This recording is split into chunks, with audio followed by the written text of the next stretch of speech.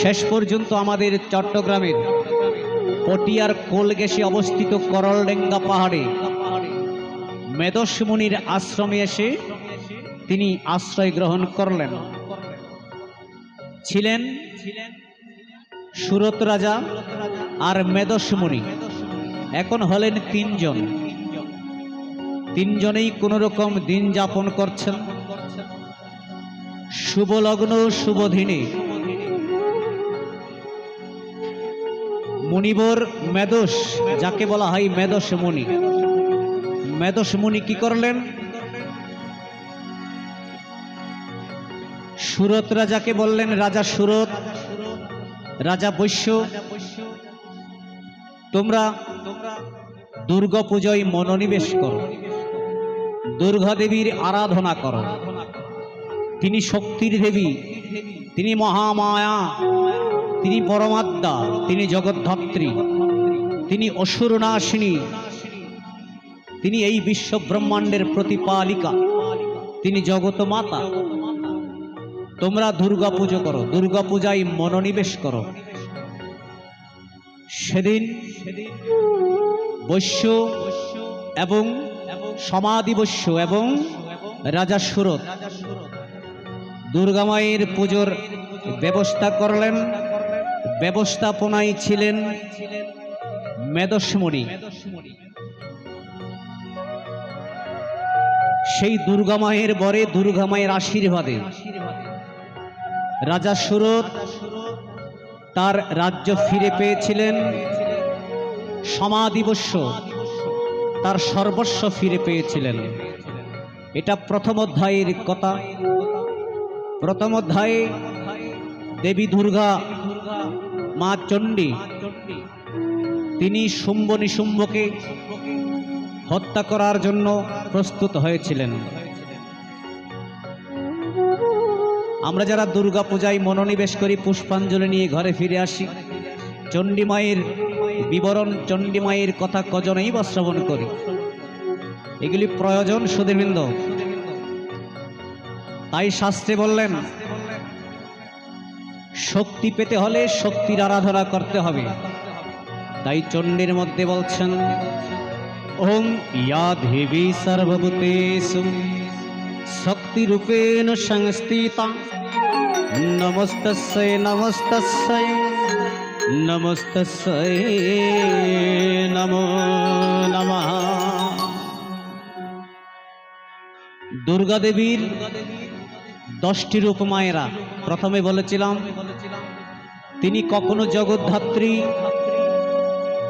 কখনো উমা দেবী, কখনো কালী দেবী, একটু লাউড বাড়বে, কখনো নিম কালী, কখনো বুড়ো কালী, কখনো রক্ষা কালী, কখনো দক্ষিণা কালী রূপে তিনি আবির্ভূত হয়েছেন। জানেন তো 10 হাতে তিনি 10 জন অসুরকে নিধন করেছিলেন সেদিন। তাই তাকে বলা হয় দশভুজা। এই যে আপনারা মায়েরা ধীরে ধীরে আসন পূর্ণ করছেন, আপনারা কিন্তু মায়ের জাত। আপনারা আমাদেরকে গর্ভে ধারণ করেছেন। একটা কথা না বললে নয়, মায়েদের গর্ভে যখন সন্তানেরা 7 মাসের গর্ভাবস্থায় থাকে, প্রথমে হাত গজাবে, পা গজাবে, তারপর চক্ষু, নাসিকা, কর্ণ ইত্যাদি গজাবে। 7 মাস যখন পূর্ণ হয়, মায়েদের গর্ভে সেই সন্তান একটু নড়াচড়া করে। তখন গর্ভধারিণী মায়ের খুব ব্যথা অনুভব হয়। সকল ব্যথা সহ্য করে তারপরেও তিনি মুখ বুজে থাকেন, কারণ তার পেটে তার গর্ভে ধারণকৃত সন্তান থাকে, আঘাত করছে। এটা তো কাউকে বলা যাবে না, সহ্য করতে হয়। 7 মাসের মাথায় শ্রী ভগবান মায়েদের গর্ভে প্রবেশ করেন নিরাকার ব্রহ্মরূপে। প্রবেশ করে বলেন, হে মানব সন্তান, তুমি তো কিছুকাল পরে জন্মগ্রহণ করবে,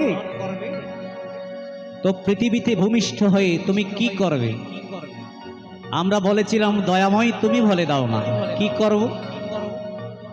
তখন প্রাণ গোবিন্দ বলেছিলেন, হে মানব সন্তান, তুমি আমার জীবের মধ্যে শ্রেষ্ঠ জীব, সৃষ্টির মধ্যে শ্রেষ্ঠ।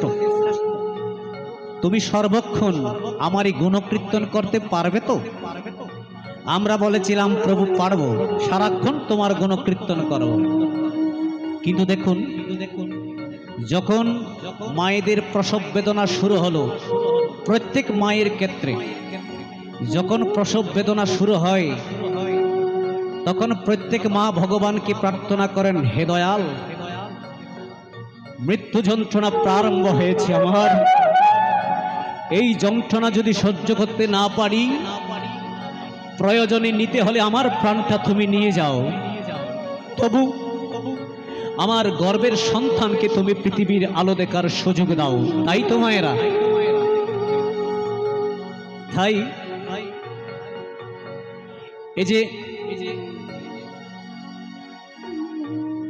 আজ থেকে প্রায় 500 বছর আগের কথা, স্বামী বিবেকানন্দ, একটু খেয়াল করবেন দাদারা মায়েরা যেখান থেকে শুনছেন, স্বামী বিবেকানন্দ আমেরিকার বিশ্ব ধর্ম সভায় সনাতন ধর্মের পক্ষে বক্তব্য রাখতে গিয়েছিলেন। জানেন তো, যারা বই পুস্তক পড়েন জানবেন,